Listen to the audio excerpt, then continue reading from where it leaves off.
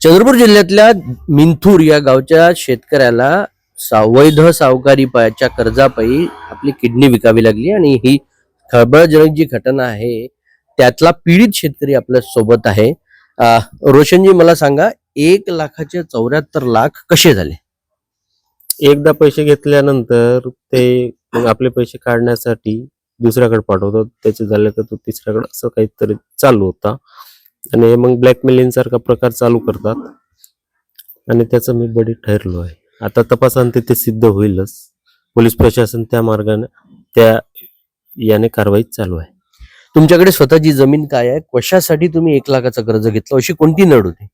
माझा दुग्ध व्यवसाय होता आणि त्याच्या थोडा कोरोनामध्ये थोडा डाऊन झाला आणि ते थोडा लंपी वगैरे आलो, त्या उपचारासाठी थोडा कमी होते पैसे, त्याच्यामुळे मी घेतले आणि घेतल्यानंतरच तिथं फसून गेलं आणि पूर्ण जीवन उद्ध्वस्त केलं. मग या बँकेचं त्याची द्यासाठी त्याचा ते सर्व गोष्टी करून द्यायचे आणि त्या पद्धतीने मी करत राहिलो. तुम्ही किडनी विकली तर त्या एजंट पर्यंत कसा पोहोचला? कशा पद्धतीने तुम्ही कंबोडियात गेले? सर, याच्यावर कमेंट करणं उचित नाही, ते मग नंतर मी सांगेनच. कंबोडियात नक्की काय झालं? कंबोडियात 14/10/2024 ऑपरेशन झालं. 26 मग रिटर्न घरी आलो. अच्छा. आणि तिथे तुमच्या सोबत आणखी आपल्या देशातले किंवा बाहेरचे लोक किती होते? बाहेर राज्यातले पण होते, 4-5 लोक होते. हरियाणा, पंजाब, राजस्थान, बिहार, उत्तर प्रदेशचे वगैरे होते. आपल्या महाराष्ट्राला तर कोणी होते तिथे? एक महाराष्ट्राचा मुलगा होता नाशिकचा, त्याने ते एअरपोर्टवरूनच पळून आला होता. अच्छा. तुम्ही एकदा ही किडनी विकून पैसे दिल्यानंतर आता किती पैसे टोटल दिले आहेत आपल्या सावकारांना? सर, आता याच्यावर थोडा कमेंट करणं उचित नाही, ते तपासांती सिद्ध होईल म्हणून. आतापर्यंत ढोबळ मानाने किती दिले? डबल म्हणाला साधारण 48 पर्यंत तो आहे. आता आकडा स्पष्ट करत आहे. ही तुम्ही तुमची व्यथा मांडल्यानंतर चंद्रपूरच्या जिल्हा प्रशासनानं कशी दखल घेतली आणि आता तुमच्याकडे कोण कोण आलाय? कोणी दखल घेतली?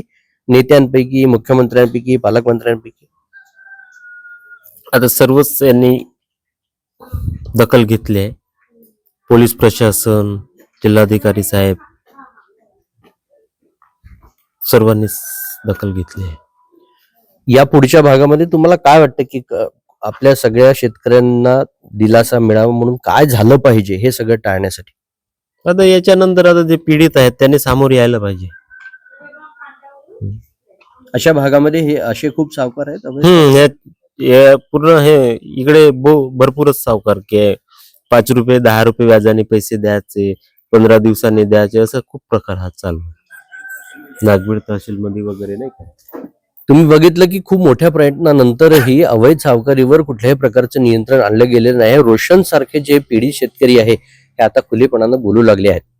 यावर कठोर नियंत्रणाची गरज देखील आहे आणि किडनीच्या मागे, विक्रीच्या मागे जे रॅकेट आहे ते खणून काढण्याची गरज आहे. आशिष अंबाडे, झी मीडिया, मिंथूर, चंद्रपूर.